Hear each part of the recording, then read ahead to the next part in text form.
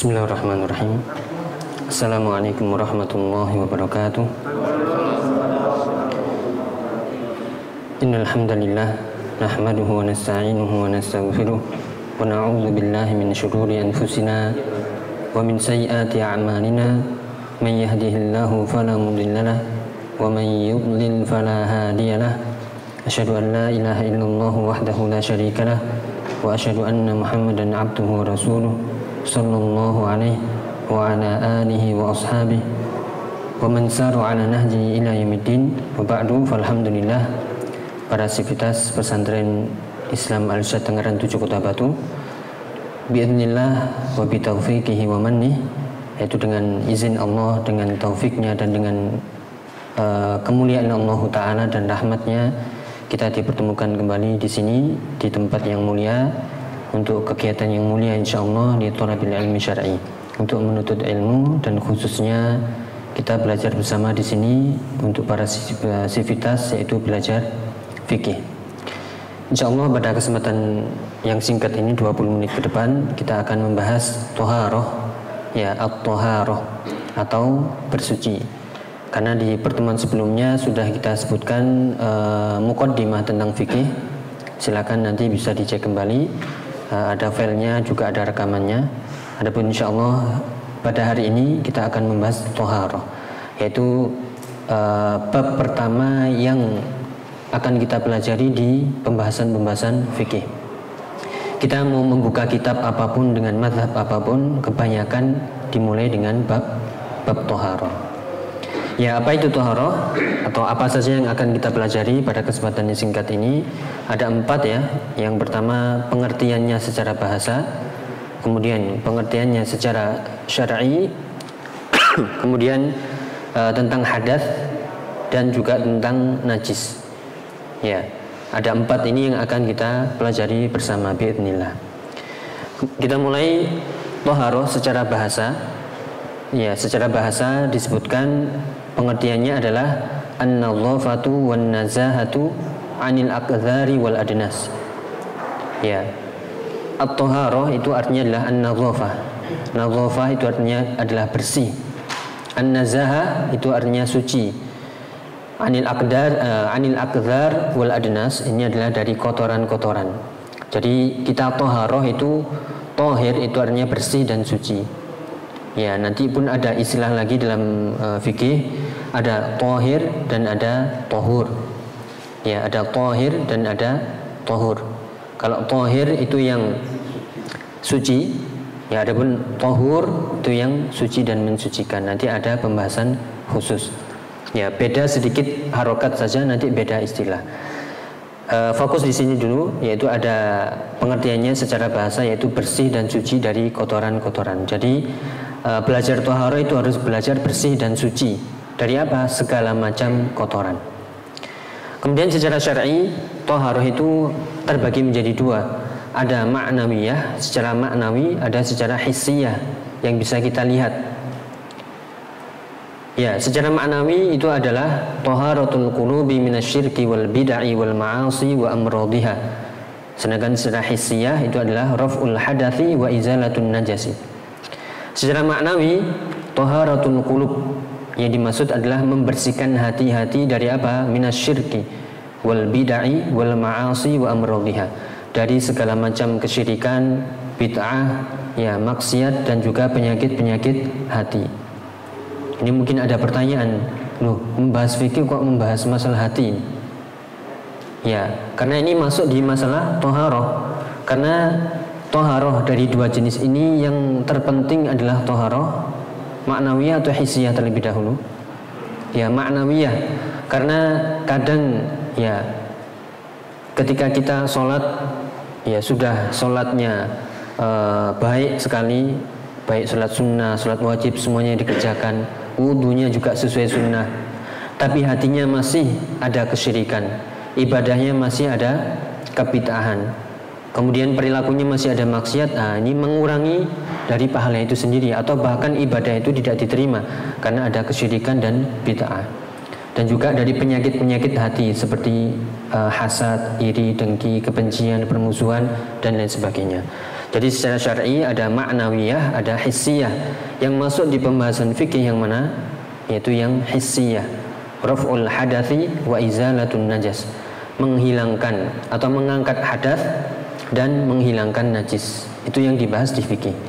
Tapi sebelumnya ke sana kita nukilkan di sini atau kita jelaskan taharah secara maknawiyah. Tadi kita sebutkan yaitu membersihkan hati dari penyakit-penyakit. Ya, penyakit-penyakit ini ada dalam urusan ibadah, ada dalam urusan muamalah. Kalau urusan ibadah kita harus membersihkan diri dari kesyirikan, yaitu menyekutukan Allah Ta'ala. Kita harus menjadi hamba-hamba yang ahli tauhid, yang mentauhidkan Allah baik rububiyahnya, baik uluhiyahnya dan asma wa sifatnya. Ini masuk di pembahasan akidah, tapi ini dimasukkan oleh para ulama, yaitu taharah yang terpenting di antara dua taharah. Ingat, taharah ada ma'nawiyah, ada hissiyah. Kita perbaiki dua-duanya, khususnya masalah taharah ma'nawiyah. Hindarkan diri dari kesyirikan, ya, dari kebid'ahan dan juga maksiat. Karena mau ibadah sesunnah apapun, tapi kalau ada syirik, ya tidak akan diterima. Demikian juga kalau kita ikhlas ibadahnya, tapi kalau masih ada bid'ah, maka juga tidak diterima. Adapun maksiat ini mengurangi pahala kita dan juga mengurangi derajat kita di sisi Allah Ta'ala. Demikian juga kita harus membersihkan hati dari penyakit-penyakit hati seperti iri, dengki, hasad, ya, al-bughd wal baghdha, yaitu kebencian, permusuhan, al-karoha dan lain sebagainya. Kita bacakan di sini faedah dari perkataan Syekh Muhammad bin Shalih Al-Utsaimin rahimahullah dalam kitabnya Fiqhul Ibadat, yaitu Fiqhul Ibadat adalah kitab fikih masalah ibadah-ibadah yang fokus hanya di rukun-rukun Islam, mulai dari sholat, puasa, zakat, haji. Akan tapi kalau kita buka kitab aslinya ini, ya, ini mungkin para ikhwah ada yang pernah membuka atau pernah melihat atau pernah ikut kajian masalah Fiqhul Ibadah dari Syekh Muhammad bin Shalih Al-Utsaimin. Ternyata beliau memulainya bukan dari masalah fikih, tapi memulai dari fatwa al-aqidah. Ya, baru fatwa toharoh, fatwa sholat, fatwa zakat, fatwa haji, fatwa siyam. Dan ini aslinya adalah rekaman dari pertanyaan-pertanyaan yang dilontarkan oleh pembawa acara MC, ya, di sebuah radio mungkin, ya, ada rekamannya. Jadi Syekh ditanya, ya Syekh, jelaskan kepada kami tentang akidah, jelaskan kepada kami tentang toharoh. Beliau menjawab, seluruhnya direkam, kemudian rekamannya tadi ditulis ulang, yaitu sehingga berbentuk kitab.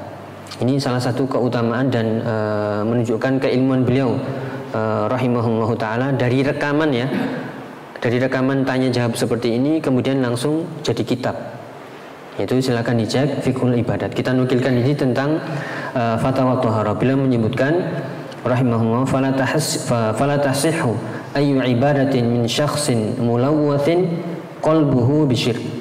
Tidak akan sah ibadah seseorang kalau hatinya itu tercampur dengan kesyirikan. Wala tasihhu ayyu ibadatin ayyu bid'atin yataqarrabu bihal insanu ilallahi azza wa jalla. Dan juga tidak akan sah kalau ada seorang yang mendekatkan diri kepada Allah tapi tercampur dengan bid'ah. Wa hiya mimma lam yashra'hu Allahu azza wa jalla. Karena itu tidak dicontohkan atau disyariatkan oleh Allah Ta'ala. Wa kadzalika aidan, yaitu yadhharu qalbuhu minal ghilli wal hikdi wal hasadi wal baghdha'i wal karahati lil mu'minin. Setelah kita membersihkan hati kita dari kesyirikan dan dari bid'ah, kita harus membersihkan hati dari al-ghil. Ghil itu dongkol, ya, dengki pada saudaranya. Al-hikdi, hasad, ya, iri, dengki, al-baghdha, permusuhan, sukanya bertengkar, permusuhan, wal karahah lil mu'minin, dan juga ada kebencian kepada sesama kaum muslimin.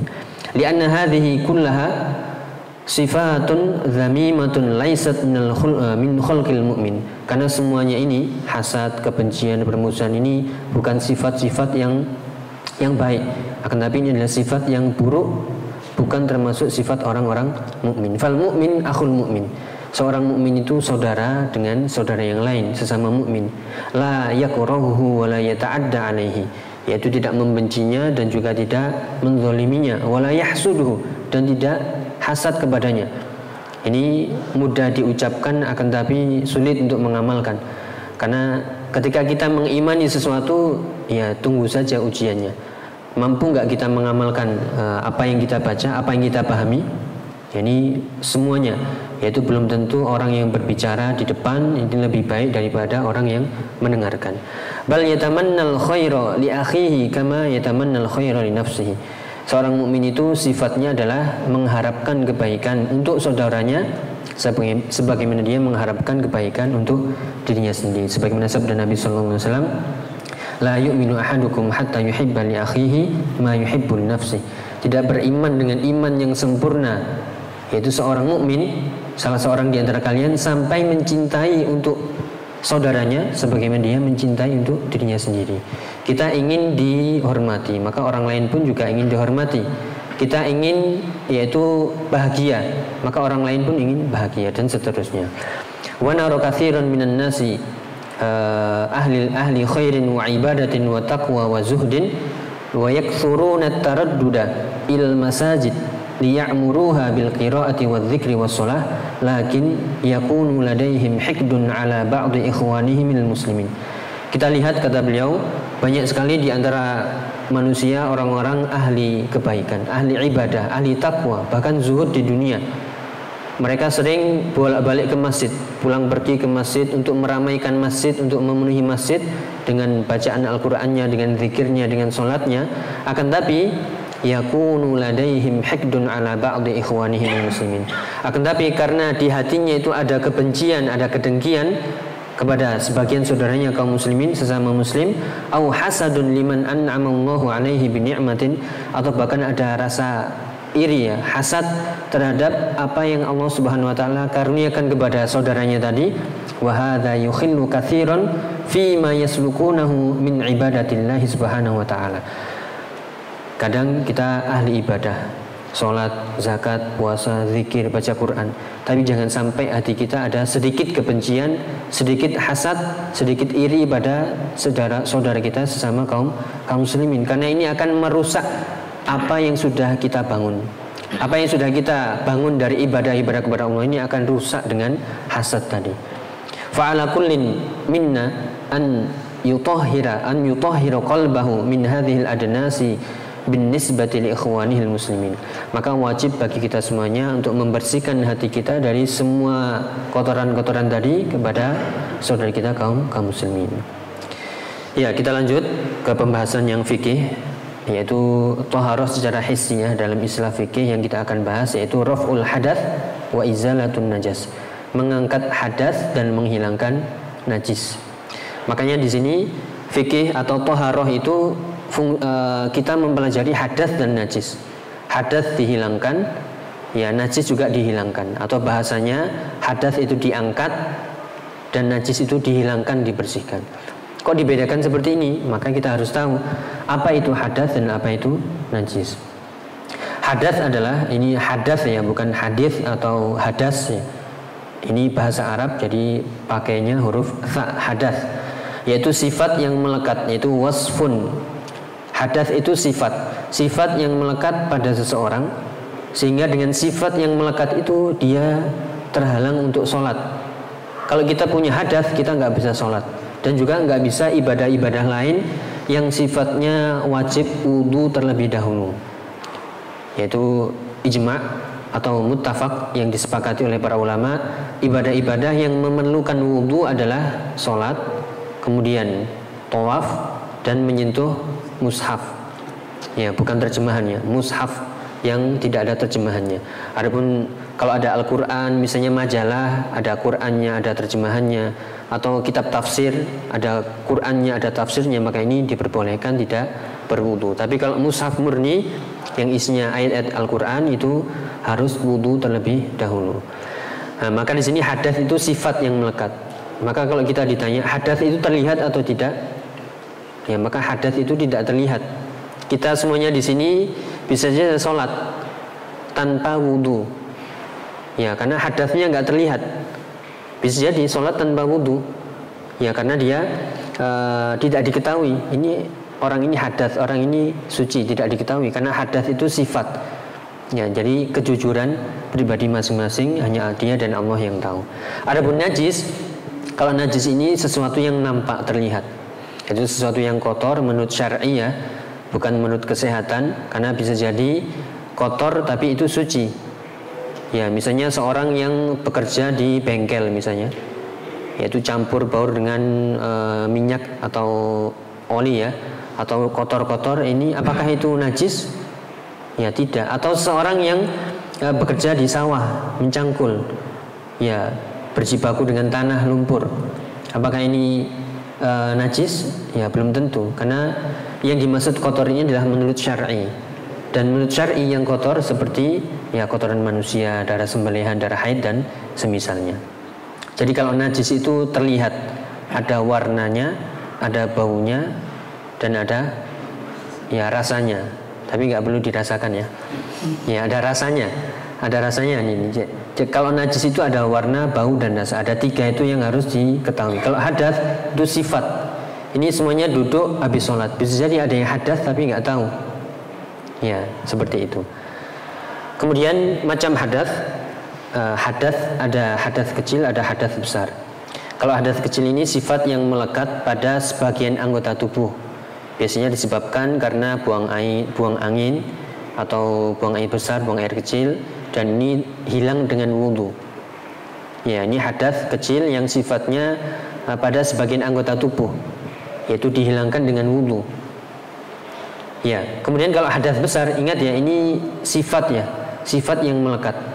Kalau misalnya seorang habis buang air kecil, ya kemudian dia sudah cebok ya, apakah berarti hadas kecilnya sudah hilang? Belum. Ya, hilangnya bukan dengan membersihkan kemaluan tapi dengan wudu. Makanya di sini harus terangkat dengan wudu.